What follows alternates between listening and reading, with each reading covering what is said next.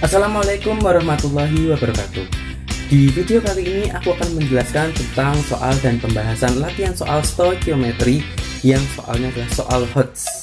Berbeda dari video sebelumnya yang berupa chemistry fun facts, maka di video kali ini pembahasannya agak sedikit berat. Without any further ado, let's get to the list. Di nomor pertama ini berkaitan tentang konsentrasi emas di laut. Konsentrasi logam emas di air laut adalah 0,1 pikomolar. Harga emas saat ini adalah Rp850.000 per gramnya. Berapakah volume air laut yang dibutuhkan untuk mengumpulkan emas seharga Rp75 juta jika hanya 35% emas yang dapat diambil?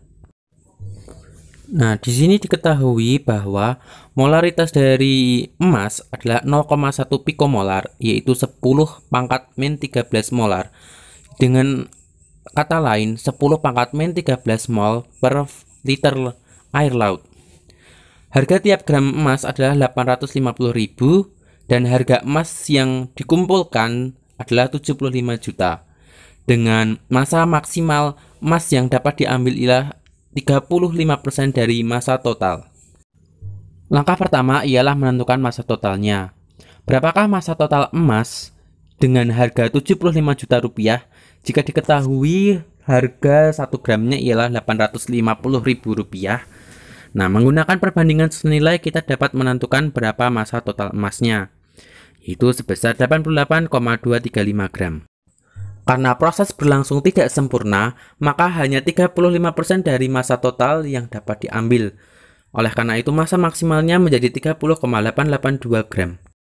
Selanjutnya, setelah massa maksimal diketahui, maka kita dapat menentukan volume air laut yang dibutuhkan menggunakan rumus molaritas biasa, yaitu didapat volumenya ialah 1,56 kali 10 pangkat 15 liter atau setara dengan 1,5 juta triliun liter air laut.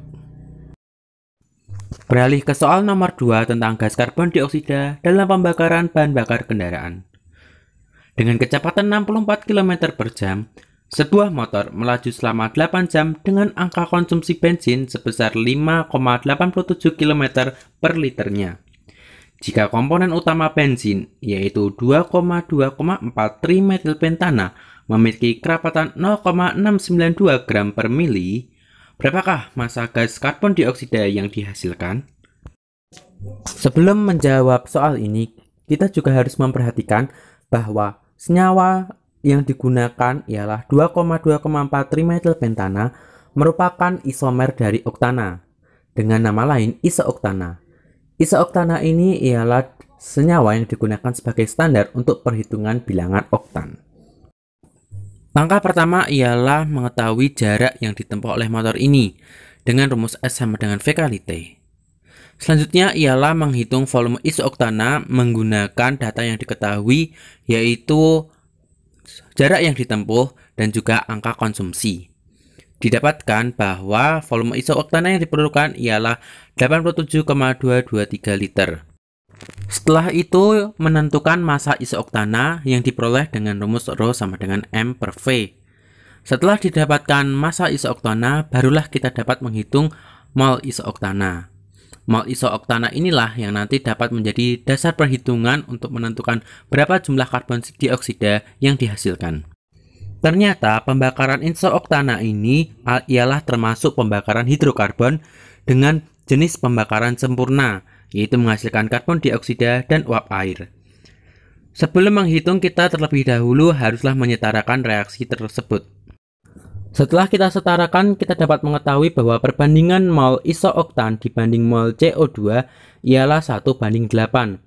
Oleh karena itu didapatkan mol CO2 sebesar 4.235 mol. Selanjutnya kita dapat menghitung massa CO2 dengan rumus N kali Mr. Didapatkan bahwa massa CO2 yang dihasilkan ialah 186,3695 kg. Beralih ke soal nomor 3 tentang campuran dua senyawa. 4 gram sampel campuran barium oksida dan kalsium oksida dimasukkan ke dalam wadah bervolume 1 liter yang mengandung gas karbon dioksida dengan tekanan 730 torr dalam suhu 25 derajat Celcius. Setelah reaksi berlangsung, tekanan CO2 menjadi 150 torr. Tentukan jumlah mol karbon dioksida yang bereaksi dan persentase massa barium oksida dan kalsium oksida dalam campuran. Untuk mengerjakan soal ini, kita dapat memisalkan massa barium oksida sebagai X dan kalsium oksida sebagai 4-X. Karena karbon dioksida merupakan satu-satunya zat yang berfase gas, maka penurunan tekanan gas menunjukkan banyaknya karbon dioksida yang bereaksi. Setelah menentukan delta P, kita dapat menentukan mol karbon dioksida menggunakan persamaan gas ideal. Setelah dihitung, didapatkan mol karbon dioksida sebanyak 0,0312 mol. Dengan menggunakan permisalan massa yang telah kita buat sebelumnya, yaitu massa barium oksida sebesar X dan massa kalsium oksida sebanyak 4-X, kita dapat memisalkan berapa banyak mol yang bereaksi.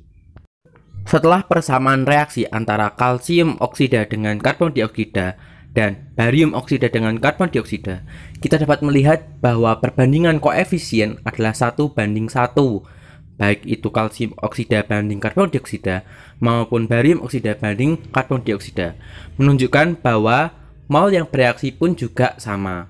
Oleh karena itu, kita dapat mengambil kesimpulan bahwa mol karbon dioksida ialah gabungan antara mol kalsium oksida dan mol barium oksida yang bereaksi.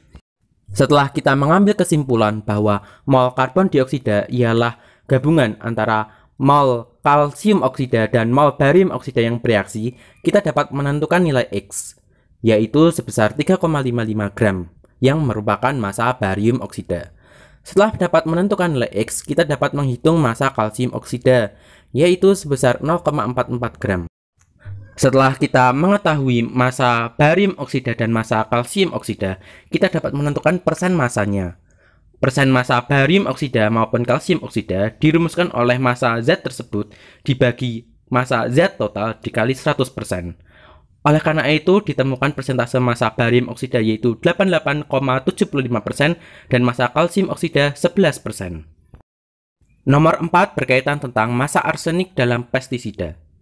Dalam 30 gram pestisida, arsenik yang diubah menjadi ion arsenat dititerasi dengan ion perak membentuk endapan perak 1 arsenat.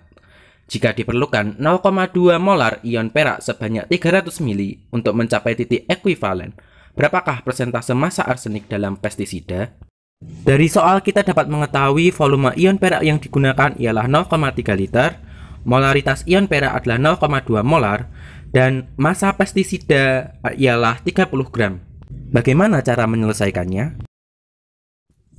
Cara awal menyelesaikan soal ini ialah menuliskan persamaan reaksi sesuai dengan yang disoal. Di soal tertulis bahwa ion arsenat bereaksi dengan ion perak membentuk perak 1 arsenat. Oleh karena itu, setelah menuliskan reaksi, kita juga harus menyetarakannya. 3Ag+ ditambah ASO4 3- menjadi Ag3ASO4. Mol ion perak dapat diperoleh dengan mengalihkan molaritas dengan volumenya. Didapatkan mol ion perak sebanyak 0,06 mol.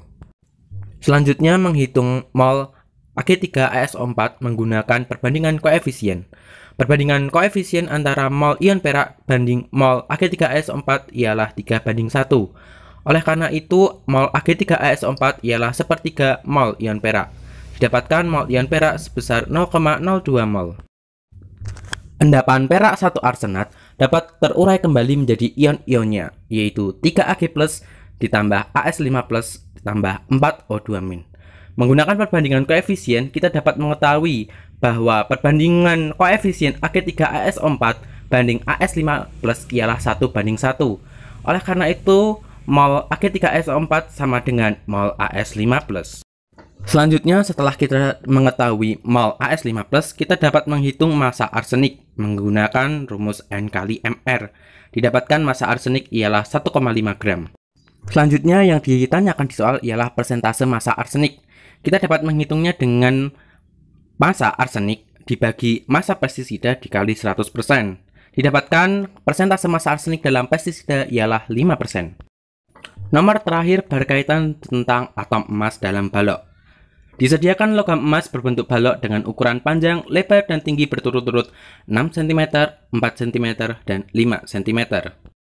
Densitas emas adalah 19,32 gram per mili. Karena atom berbentuk bola, hanya 25% dari atom emas yang dapat menempati balok. Tentukan banyak atom emas dan volume satu atom emas yang ada dalam balok tersebut. Dari soal kita mengetahui sisi-sisi balok, yaitu panjang, lebar, dan tinggi. Itu kita dapat menghitung volume balok. Kemudian karena kita mengetahui volume dan juga kita sudah mengetahui massa jenis, kita dapat menentukan massa dari balok tersebut. Menggunakan rumus panjang kali lebar kali tinggi, kita dapat menentukan volume dari balok emas tersebut. Setelah itu kita dapat menentukan massa menggunakan massa jenis dikalikan volume balok. Didapatkan massa balok ialah 2318,4 gram. 1 mol zat mengandung 6,02 kali 10 pangkat 23 partikel.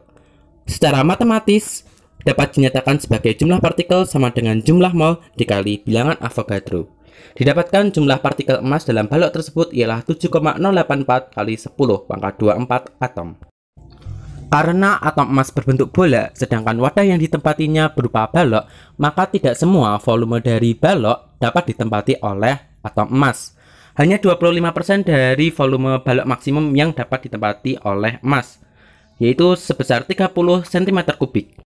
Selanjutnya, setelah mengetahui jumlah seluruh atom emas dalam balok tersebut dan juga volume balok yang ditempatinya, kita dapat menghitung volume satu atom emas, yaitu dengan rumus volume balok maksimum dibagi banyaknya atom emas, yaitu 4,234 dikali 10 pangkat min 24 cm3. Demikian tadi pembahasan soal hot stoichiometry bagian 1. Semoga video ini bermanfaat bagi teman-teman yang ingin memperdalam ilmu kimia. Please give both your critique and your suggestion either in the comment below or in my social media. Thank you for watching and I'll see you on the next video.